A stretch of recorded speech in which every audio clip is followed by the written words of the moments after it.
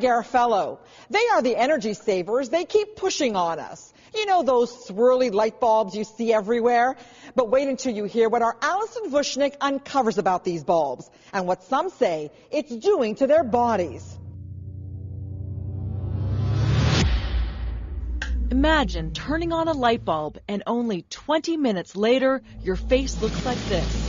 Brenda Ryder says it happened to her. When I looked in the mirror and saw my face, I was absolutely horrified. I didn't exactly know what had caused it or whether it could be controlled or whether it was short-term or long-term. So I was just completely aghast. And there are others. I get dizzy, weeping pustules. I can't focus well, I just feel all They're wrong. going to make a lot of people sick. They all say it was these, the curly compact fluorescent light bulbs, making them sick. And when they removed them, Pain went away within a couple of days. And my hands started healing immediately. you won't find curly bulbs here anymore. Jane Pentala changed all the bulbs back to incandescent. In her basement in St. Catharines, Ontario, Jane used to craft for hours, very close to the compact fluorescent light bulbs. Then a mysterious rash started to appear. On my arms, on my neck, behind my ears, down into my chest, on my legs next. I've had all sorts of blood work done, and everything comes back negative, every possibility.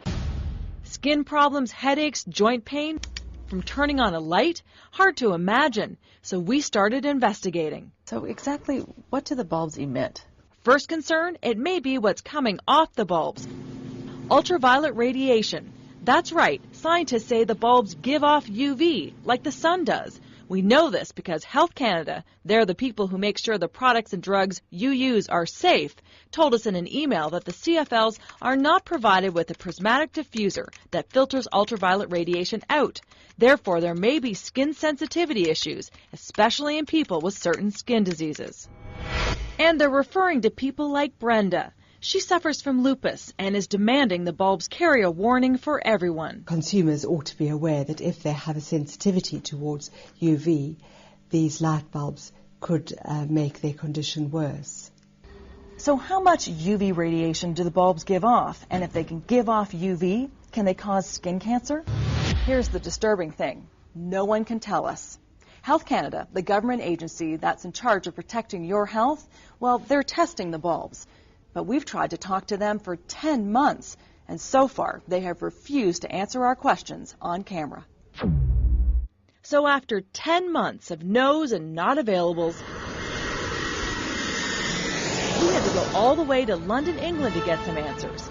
It seems their government health people are happy to talk to us, and they have real science to back what they say, because they've tested the bulbs.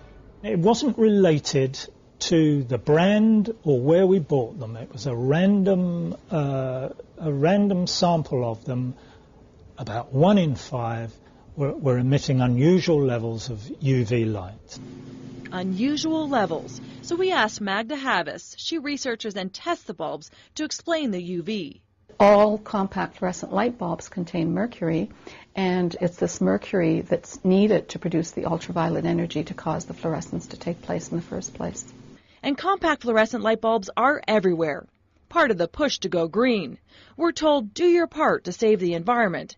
And the old light bulbs, the inefficient ones like incandescents, are being banned in Canada in 2012. This doesn't have a filter on it, so this would emit high levels of UV that could damage the skin. Andrew Langford leads a UK advocacy group fighting to find out more about the potential dangers of these bulbs. We already know that it's causing things like blistering and skin sensitivity, but time will tell as to whether or not the UV light is causing skin cancer. No warnings have been issued in Canada about UV. The British scientists also recommend these with the curly part inside a cover. They tested UV-free.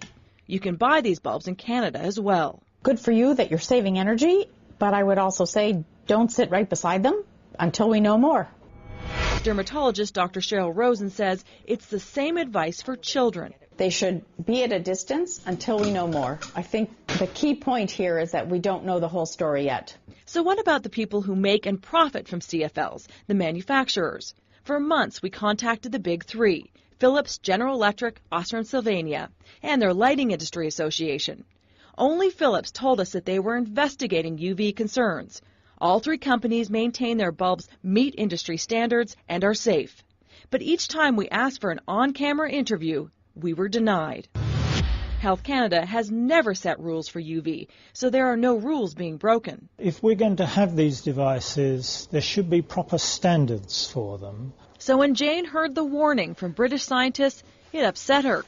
Their advice, don't get too close to the bulbs and limit your exposure time. I'm upset, very upset, that this has happened without any warning. There was no warning attached to these fluorescent bulbs. Do not work within so many feet. You know, do not use more than so many bulbs in your home. You know, and there was nothing. People should be aware of this and avoid being in close contact with them for more than an hour. As for Brenda, she found a doctor who treated her and her skin cleared up. She knows people who suffer like her are shunned, so she started a support group.